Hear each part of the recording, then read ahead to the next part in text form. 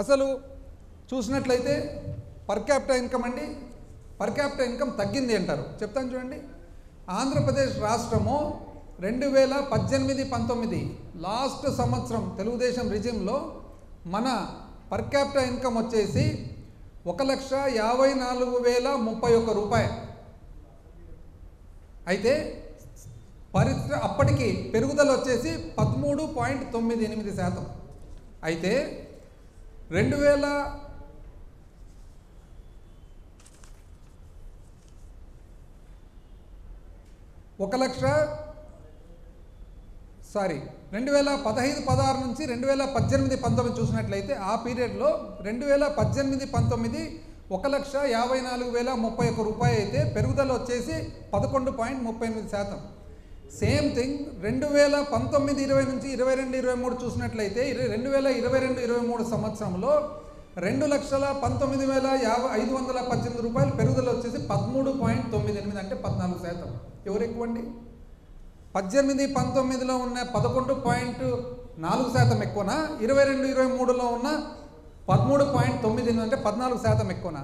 అదేవిధంగా per capital income at current prices and growth rates చూస్తే 2018-19లో ఆంధ్రప్రదేశ్ రాష్ట్రము 1,54,031 రూపాయలు ఇప్పుడు ఏదైతే చెప్పినానో అంతటితో 18వ ర్యాంకులో ఉంది. భారతదేశంలో 18వ స్థానంలో ఉంది. అయితే పెరుగుదల, అప్పటి పెరుగుదల చూస్తే 11.38% ఏదైతే చెప్పానో ఇంతకుముందు, అప్పటి పెరుగుదల ప్రకారం చూస్తే భారతదేశంలో 13వ స్థానంలో ఉంది. అయితే అదే 2022-23కి వచ్చేటప్పటికి ఆంధ్రప్రదేశ్ రాష్ట్రము నేను చెప్పిన 2,19,518 రూపాయలు ఏదైతే ఉందో భారతదేశంలో 7వ స్థానంలో ఉంది. పెరుగుదలలో చూసినట్లయితే 13.98 ఏదైతే 14% ఇంచుమించు నేను చెప్పినానో 6వ స్థానంలో ఉంది. అంటే 2018-19 వాళ్ళ పీరియడ్లో మనము 18వ స్థానము పర్ క్యాపిటల్ ఇన్కంలో ఉంటూ పెరుగుదల మాత్రము 13వ స్థానంలో ఉన్నాము. ఈరోజు మనము 22-23కి వచ్చేటప్పటికి పర్ క్యాపిటల్ ఇన్కంలో 7వ స్థానంలో ఉంటూ పెరుగుదల 6వ స్థానంలో ఉన్నాము. లేదండి ప్రగతి ఎట్లా చెప్తున్నానండి? చెప్తాను, అన్నీ చెప్తాను. అయిపోయి ప్రెస్ కాన్ఫరెన్స్ అయినాక చెప్తాను. మధ్యలో ఆన్సర్స్ క్వశ్చన్స్ అంటే కష్టం కదా. అదేవిధంగా అన్నీ మీ క్వశ్చన్స్ అని లాస్ట్లో ఆన్సర్ చేస్తాను. ఈజ్ ఆఫ్ డూయింగ్ బిజినెస్ అండి.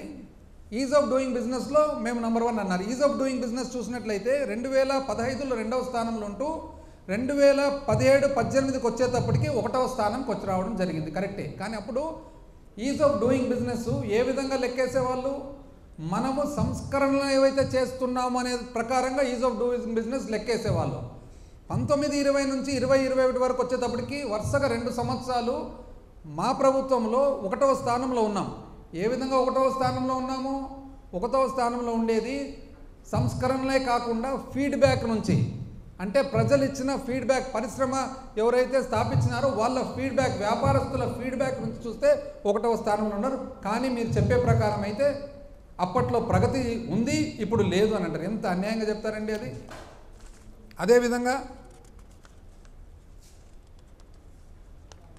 డైవర్షన్ ఆఫ్ ఫండ్స్ త్రూ ఎంత అండి? ఇప్పుడు ఏ విధంగా డైవర్ట్ చేసినారండి? ఇప్పుడు లిక్కర్ ఏదైతే అమ్ముతామో ప్రభుత్వం లిక్కర్ సేల్స్ చేసినప్పుడు దాంట్లో ఒక 6-7 రకాల కాంపోనెంట్స్ ఉంటాయి. ఒకటి లైసెన్స్ ఫీ, ఒకటి ఎక్సైజ్ డ్యూటీ, ఒకటి అడిషనల్ ఎక్సైజ్ డ్యూటీ, ఒకటి ప్రివిలేజ్ ఫీ, ఒకటి ఏఆర్ఈటీ, ఒకటి ఆర్ఈటీ, ఒకటి special margin, others.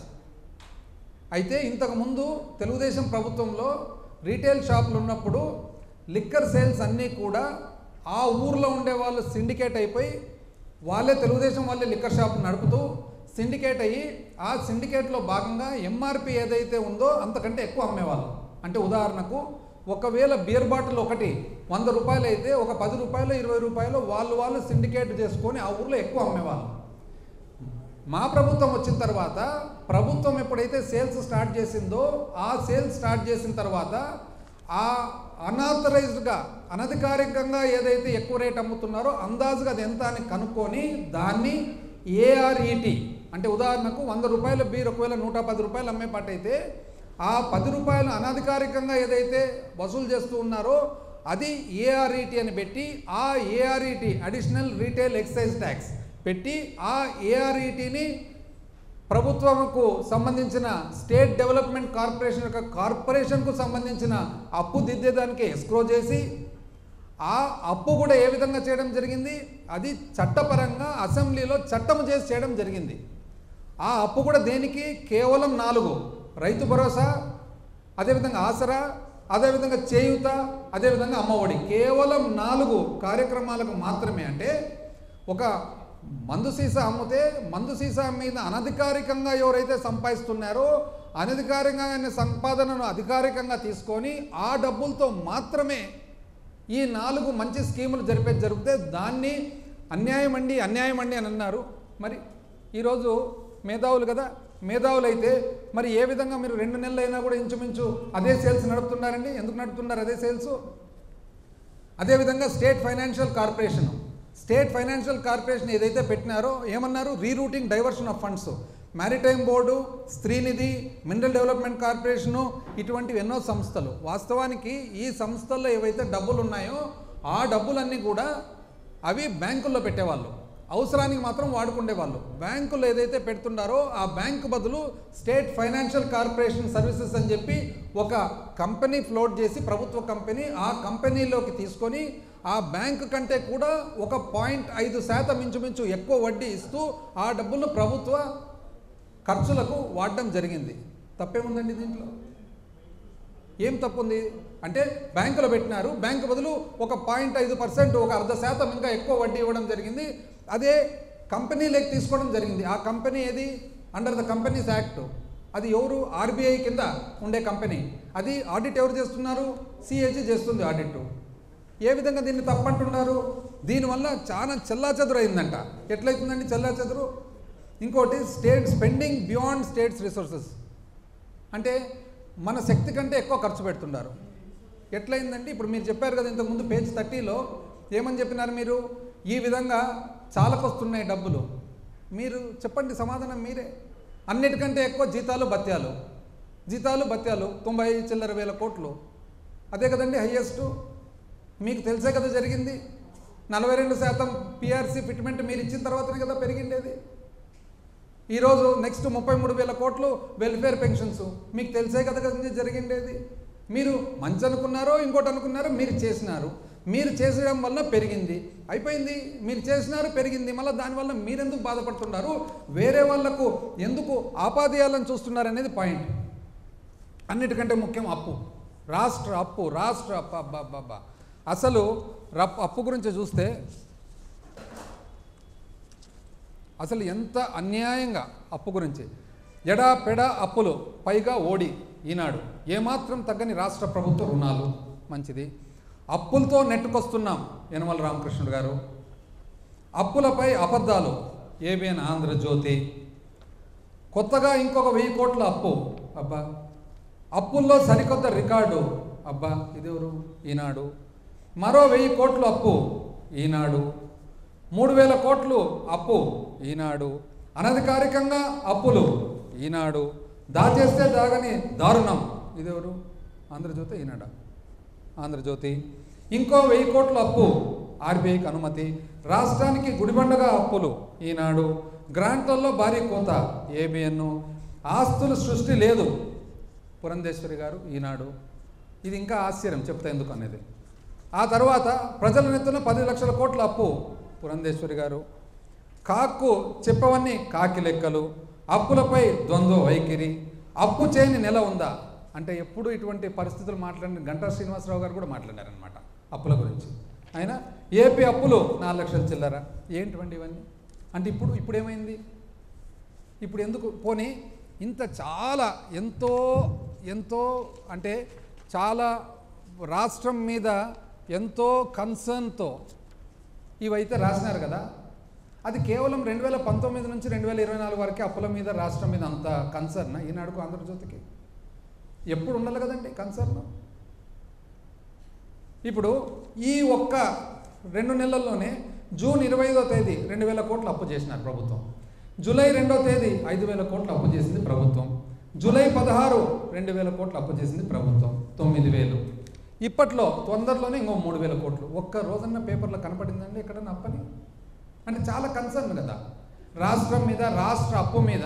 2019లో concern start అవుతుంది, మనకు చాలా ఇది ఆవేదన స్టార్ట్ అవుతుంది. 2024తో ఆవేదన బంద్ అవుతుంది. ఇప్పుడు అసలు లేదే. అసలు నిజం చెప్పాలంటే 5,000 కోట్ల అప్పు అనేది ఎప్పుడు జరగలేదు రాష్ట్ర ప్రభుత్వంలో, 2 సార్లు జరిగేది. ఎప్పుడు తెలిసిన? మొన్న టీడీపీ ప్రభుత్వంలో జూలై 2, 2024 5,000 కోట్లు. మళ్ళీ అంతకుముందు ఏప్రిల్ 5, 2019 ఎలక్షన్ల సమయంలో ఇంకా తెలుగుదేశం పార్టీ ప్రభుత్వం ఉండగా 5,000 కోట్లు. అప్పట్లో అప్పులండి మే 14, 2014 2,000 కోట్లు, సెప్టెంబరు 2,000 కోట్లు, సెప్టెంబరు 2,000 కోట్లు, 2019 1,000 కోట్లు, 5,000, 500, 500, 5,000, 2,500, 1,000. అప్పుడెందుకు రాయలేదండి అప్పుల గురించి?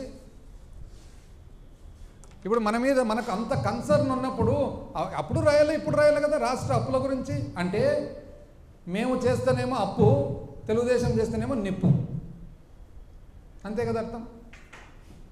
అంటే 5,000 కోట్ల అప్పు ఒకటే రోజు 2 దఫాలుగా 2 సార్లు ఈ రాష్ట్ర ప్రభుత్వ చరిత్రలో చేసినప్పుడు ఏ ఒక్కరోజు పేపర్లు ఎవరు రాయలేదే. చాలా కన్సర్న్. అసలు అప్పు అప్పు ఏమైపోతుంది, అప్పు అప్పు. అసలు వాస్తవం ఏమండి అప్పు? నిజం చెప్పాలంటే అప్పు లెక్క చూసుకుంటే గత ప్రభుత్వంలో ఆ 5 సంవత్సరాల్లో పరిమితి, అప్పు ఎట్టంటే చేసి దానికి కుదరదు, పరిమితి ఉంటుంది. కేంద్ర ప్రభుత్వము ఆర్టికల్ 293 293 కింద పరిమితి ఇస్తుంది. ఆ పరిమితిలో భాగంగా పొరపాటున అప్పుడు వాళ్ళు లెక్క చూసుకోక ఆ 5 సంవత్సరాల్లో 28,000 కోట్ల అప్పు పరిమితి కంటే ఎక్కువ చేసి ఆ అప్పును మనం ఈసారి దిద్దుతున్నాం ఈ ప్రభుత్వం. ఇది ఎవరన్నా చూస్తున్నారండి? ఎంత అన్యాయంగా చెప్తారండి అప్పు గురించి. అసలు దాన్ని చెప్పేటప్పుడు కూడా ఎంతో కొంత ఒక లాజిక్, ఒక మీనింగ్ లేకుండా చెప్తానండి. ఎన్నిసార్లు అసలు ఎంతమంది ప్రశ్నలు వేసినారు. ప్రశ్నలు వేసినప్పుడు కేంద్ర మంత్రి గారు, ఆర్బీఐ, సిఏజీ ఇంతమంది అప్పు ఇంతే ఉందంటే లేదు, ఇంత కాదు అంత. అంటే ఏ విధంగా ఇంత అన్యాయంగా మాట్లాడుతున్నారు నాకు అర్థం కావడం లేదు అసలు. ఏ దానికైనా కూడా కొంతలో కొంతన్నా ఒక సిస్టమ్ కానీ ఒక ఇది కానీ ఉండాలి కదండి. ఏ సిస్టమ్ లేకుండా ఏమి లేకుండా చెప్తే ఎట్లండి అది?